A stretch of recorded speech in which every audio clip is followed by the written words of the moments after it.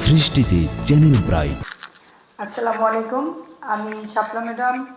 আজকে biology second পেপারের ষষ্ঠ অধ্যায়ের আল্ট্রাস্ট্রাকচার অফ কিডনি অর্থাৎ কিডনির সূক্ষ্ম গঠন নিয়ে আলোচনায় এসেছি। তো আমরা আজকে যদি কিডনির সূক্ষ্ম গঠনে আলোচনা করতে চাই, এখন একটা কিডনিতে আমরা জানি 10 থেকে 12 লক্ষ নেফ্রন থাকে। এখন নেফ্রন কি? নেফ্রন হচ্ছে বৃক্কের গঠন এবং কার্যকরী একক। একটা বৃক্ষের যে 10 থেকে 12 লক্ষ নেফ্রন থাকে, এখানে আমরা একটা নেফ্রনের গঠন নিয়ে আলোচনা করছি। এই 10 থেকে 12 লক্ষ নেফ্রনের প্রতিটা নেফ্রন 3 থেকে 5 মিটার লম্বা হয় এবং এই নেফ্রনের একটা নেফ্রনের দুইটা অংশ থাকে। একটা অংশ হচ্ছে রেনাল কর্পাসল আর একটা হচ্ছে রেনাল টিউবিউলস। এখন রেনাল কর্পাসল কোনটা? রেনাল কর্পাসল আমরা দেখছি এই অংশটুকুকে আমরা বলি রেনাল কর্পাসল, আর এখান থেকে এই পর্যন্ত অংশটাকে আমরা বলি রেনাল টিউবিউলস। রেনাল কর্পাসলের আবার দুইটা অংশ আছে, একটি হচ্ছে বোম্যান্স ক্যাপসিউল আর একটা হচ্ছে গ্লোমেরুলাস। বোম্যান্স ক্যাপসিউল হচ্ছে এই অংশটুকু, যেটুকু এরকম থাকে একদম একটা পেয়ালার মতো, এই অংশটুকুকে বোম্যান্স ক্যাপসুল বলছে। আর এখানে বোম্যান্স ক্যাপসুলটা এর প্রাচীরটা একটা স্কোয়ামাস এপিথেলিয়াল দিয়ে গঠিত হয়। দুইটা স্তর আছে, এর ভিতরের দিকেরটা হচ্ছে ভিসেরাল স্তর, বাইরেটা হচ্ছে প্যারাইটাল স্তর। প্যারাইটাল স্তরটা এখানে স্কোয়ামাস, এরকম স্কোয়ামাস এপিথেলিয়াল দিয়ে আবৃত, আর ভিসেরালটা একটু একটু কনভ্যুলেটেড এরকম একটা কোষ দিয়ে দিয়ে এখানে থাকে। মাঝখানে যে গ্যাপ অঞ্চলটা থাকে, এই গ্যাপ অঞ্চলের মধ্যে এখান থেকে তরলটা যে আসে আলট্রাফিল্ট্রেটটা, সেটা এর মধ্যে জমা হয়। এটা গেল হচ্ছে বোম্যান্স ক্যাপসুল। এরপর আসছে গ্লোমেরুলাস। গ্লোমেরুলাসটা হচ্ছে বোম্যান্স ক্যাপসুলের ভিতরে, এটা রেনাল ধমনী থেকে উৎপন্ন হয়ে বোম্যান্স ক্যাপসুলের ভিতরে প্রবেশ করে 50টি কৈশিক জালিকা তৈরি করে এবং 50টি কৈশিক জালিকা তৈরি করে আবার অ্যাফারেন্ট, এই যে আমরা দিয়েছি এখানে অ্যাফারেন্ট, এটা দিয়ে প্রবেশ করে ইফারেন্ট দিয়ে বাইরে বের হয়ে যায়।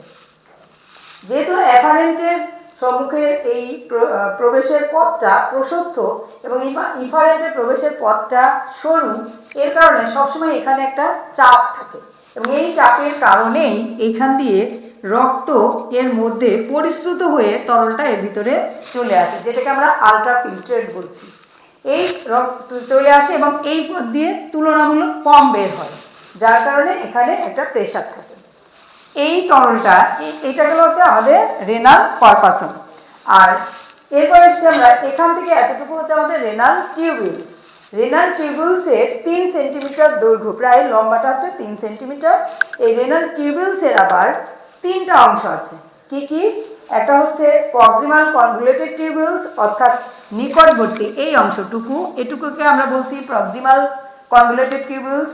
এটা হচ্ছে হেনলি লুপস এবং এটুকুকে আমরা বলছি ডিস্টাল অর্থাৎ ডিস্টাল কনভলিউটেড টিউবিউলস, মানে দূরবর্তী পেঁচানো নালিকা। এটাকে আমরা বলছি নিকটবর্তী পেঁচানো নালিকা, এটা হচ্ছে হেনলি লুপ, এটা হচ্ছে দূরবর্তী পেঁচানো নালিকা বা প্রান্তীয় পেঁচানো নালিকাও বলা যায়।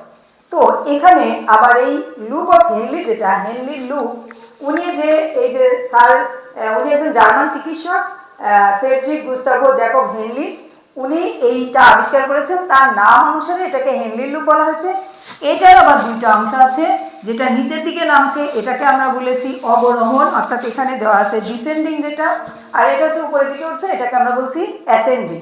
তো তাহলে আমরা একটা এই যে এখান থেকে এতটুকু যে আমরা দেখলাম, এতটুকুকে আমরা বলছি রেনাল টিউবিউলস।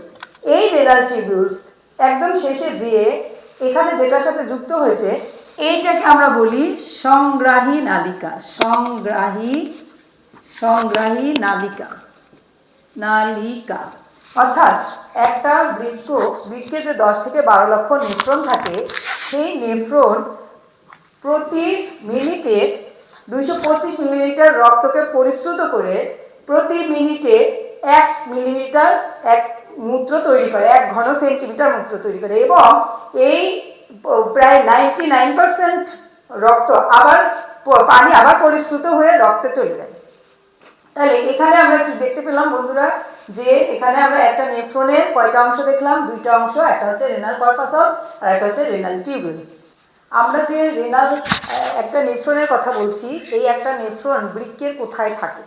একটা নেফ্রন বৃক্কের যে আমাদের যে বৃক্ক, এই বৃক্কের এরকম যদি আমরা একটা বৃক্ক আঁকি, এরকম একটা বৃক্কের একটা কর্টেক্স অংশ থাকে, একটা মেডুলা অংশ থাকে। তো এই অংশটুকু সাধারণত কর্টেক্সের মধ্যে থাকে, এই বাইরের দিকে কর্টেক্স অংশে থাকে হচ্ছে আমাদের এই যেটা প্রক্সিমাল পর্যন্ত কর্টেক্স অংশে থাকে। এরপরে কর্টেক্স অংশে এইটুকু থাকে হচ্ছে আমাদের রেনাল অংশে, অর্থাৎ বৃক্কের ভিতরে যে রেনাল অংশ আছে, নেফ্রন অংশটুকু যেটা হেনলির লুপ, সেটা হচ্ছে বৃক্কের রেনাল অংশের মধ্যে থাকে। এবং আবার যে এটা আবার ভাঁজ খেয়ে যে এই দূরবর্তী যে পেঁচানো নালিকা বা ডিস্টাল যেটা, এটা আবার কর্টেক্স অংশে, আবার এই কর্টেক্স অংশে চলে আসে। এখানে যদি আমরা এরকম করে দেখাই, একটা বৃক্কের অংশগুলো যদি আমরা দেখাই, তাহলে এইখানে থাকবে হচ্ছে আমাদের এই গ্লোমেরুলাসটা বা রেনাল কর্পাসল অংশ, তারপরে এই হেনলির লুপ, আবার এই অংশটা ডিস্টালটা আবার এখানে যেয়ে, তারপরে ওরা যেয়ে একসাথে আমাদের কালেক্টিং টিউবস, যেটা কালেক্টিং টিউবস বা সংগ্রাহী নালিকা, এর সাথে যুক্ত হয়। তো এইভাবে আমাদের বৃক্কের মধ্যে সাধারণত এই নেফ্রনগুলো 10 থেকে 12 লক্ষ নেফ্রন অবস্থান করে। সৃষ্টিতে চ্যানেল ব্রাইট।